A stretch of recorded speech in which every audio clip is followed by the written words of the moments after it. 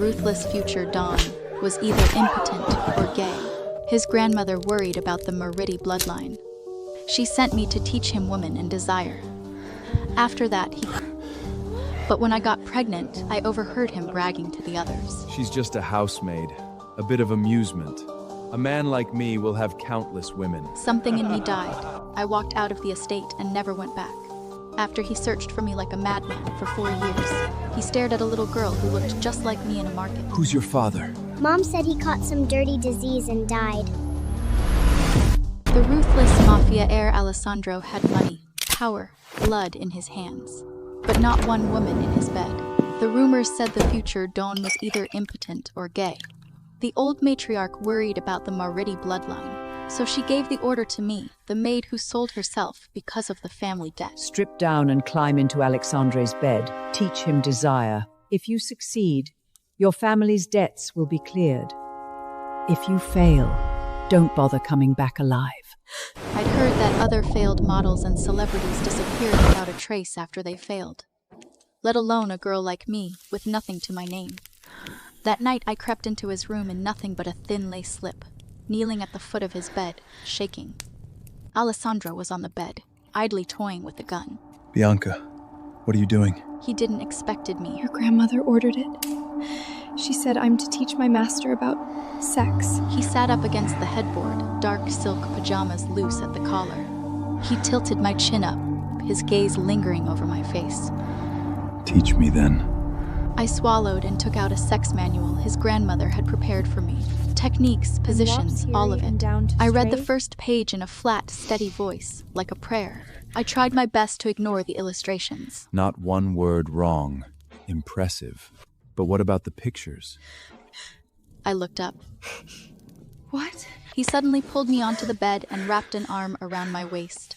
Then he pointed at the illustrations. If you don't explain the picture, how am I supposed to know what it means? My face burned hot, my ears going red instantly. His pajamas hung loose at the chest, his burning skin pressed against me. I looked down. The picture was explicit. I knew the rough idea, but I was still a virgin.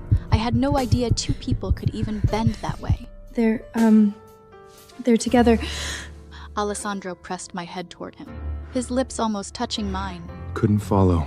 Be specific. The text on the page had been one thing. The heat of his breath against my face was another. My face went hot. I shoved the book at him. I don't know how to describe it. Mr. Moretti can see for himself. He didn't take the book. His gaze stayed on me, soft and sly. You don't even know. How are you supposed to teach me? Go back and learn properly. Come back tomorrow. A quarter hour later, I was outside his door, sniffling. Day one, failed. The next day, the matriarch found out I'd failed. Stay here, on your knees, until you figure out how to seduce him! I was punished to kneel in the garden under the rain. The stone slab scraped my knees, and the heavy rain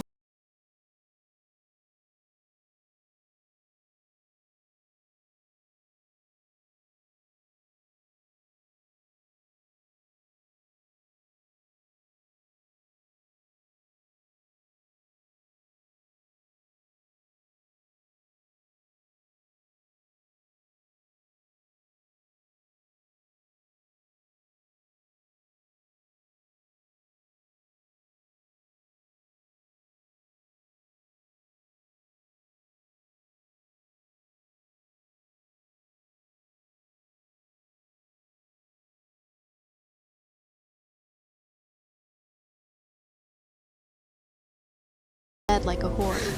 I felt the tears coming. I was still a virgin. How was I supposed to teach anyone? Alessandro came through the front gate just then. He saw me kneeling in the rain, crying. What's going on? I almost passed out from the pain in my knees. He didn't ask twice. He swept me up into his arms and carried me into his room. He checked my knees. Your skin is raw. He found a small jar of ointment and started working it gently into the skin. The most powerful heir in New York kneeling in front of me. His fingers were long and careful, drawing slow circles on my knee. You're always so reliable. My grandmother only punishes you when you've done something wrong.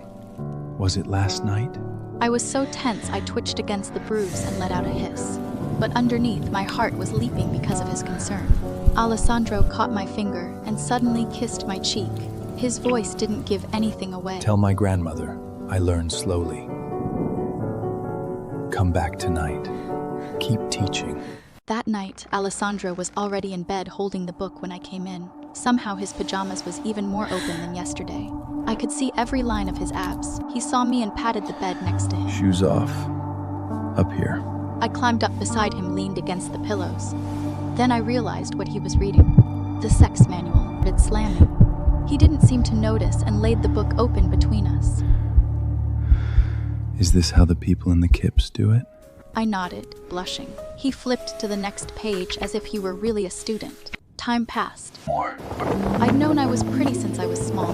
The other servants used to tease me about it. They said with my face and my figure, I didn't have to do a thing to make a man want me. Alessandro caught my earlobe between his teeth. His breath was hot against my ear.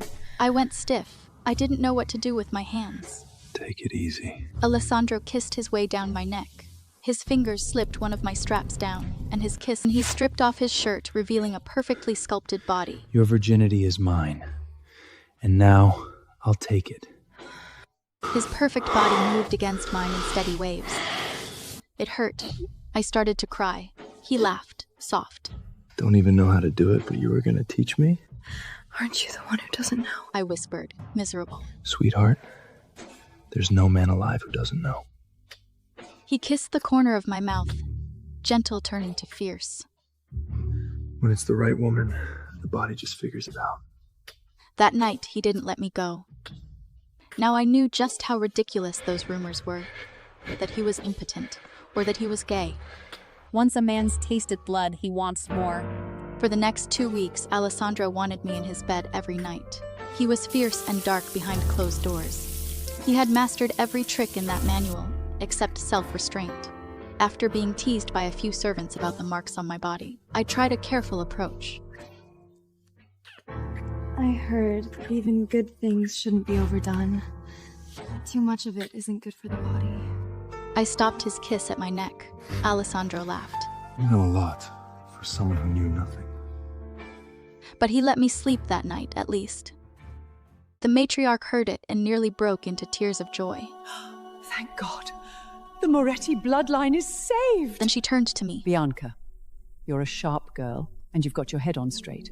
When the right wife comes into this family, I'll have Alessandro keep you on as his mistress. That was when I realized the matriarch was already arranging Alessandro's marriage. The candidate was Cassandra Santoro, daughter of the Santoro family. Of course, the most powerful mafia heir deserved a wife from a respected mafia bloodline, not someone like me, a small-town girl, a maid.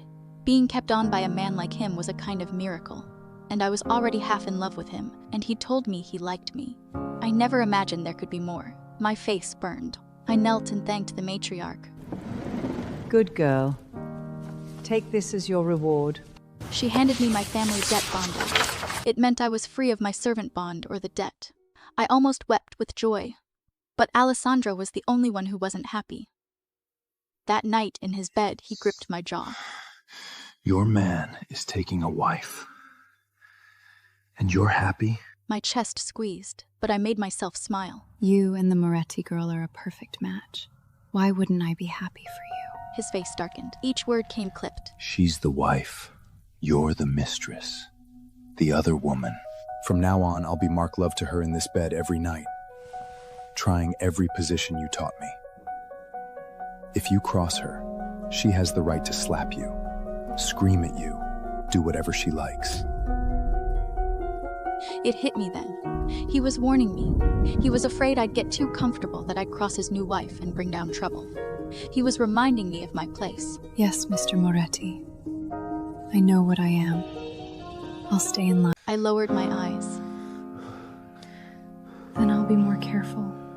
I won't make trouble for you. Alessandro's jaw tightened. He was so angry that he actually got dressed. I didn't know what I'd done. I dropped to my knees. He had always been gentle with me. He had never spoken to me like this. Was he getting tired of me? A few days later, Alessandro went out drinking with some of his friends at a private club. He'd always taken me with him before, when he went out with that crowd. This time he didn't. The night turned cold after he left. I worried he'd freeze and grabbed his coat to take to him. I got to the back rooms and stopped just outside the curtain booth. I heard one of his friends tease. Hey, Alessandro. Heard you're marrying the Santoti girl. Your little Bianca didn't cry and scream and threaten to throw herself off a roof? She wouldn't dare. That was Alessandro's voice. Cold. A voice I didn't recognize. I lifted a corner of the curtain quietly. Beside Alessandro was a beautiful maid curled against him. Her low-cut bodice pressed snugly against his side. The sight made my blood run cold. Another man jeered. Well, that's new. You used to guard her like a junkyard dog. Alessandro drank. He sounded bored. She's just a toy. A little amusement. A man like me will have countless women in my bed. There's a whole world of them out there, like wine. You have to taste every variety before you die. Or what's the point? Someone else, disbelieving. And you say that to her face? Of course not. Alessandro turned the glass in his hand, voice silky and lazy. He put his arm around the girl's waist. With women, you have to coax them, stroke them, watch the way they melt when you string them along. Ready to lay down their lives for you. That's the fun of it. Once the Santoro girl's locked in, I'll have her exactly the same way. Wrapped around my finger. Loyal and begging.